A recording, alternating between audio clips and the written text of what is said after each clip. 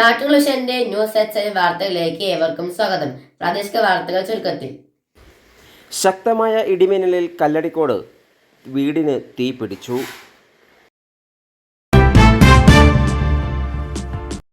കനത്ത മഴയിലും ഇടിയിലും വീടിന് തീപിടിച്ചു. വീടിന്റെ മേൽക്കൂര പൂർണ്ണമായും കത്തിനശിച്ചു. ആർക്കും പരിക്കില്ല.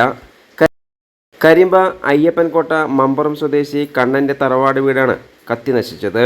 ഇതിൽ മമ്പറം സ്വദേശി റജിയും കുടുംബവുമാണ് വാടകയ്ക്ക് താമസിച്ചിരുന്നത്. വീടിന്റെ മേൽക്കൂര പൂർണ്ണമായും താഴെഭാഗം കുറച്ചുഭാഗവും കത്തിനശിച്ചു.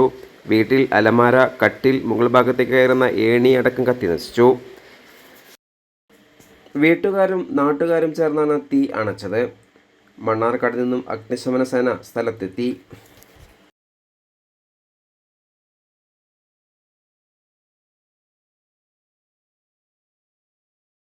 കൂടുതൽ വാർത്തകൾക്കായി നാട്ടുകൾ ചാനൽ സബ്സ്ക്രൈബ് ചെയ്യൂ.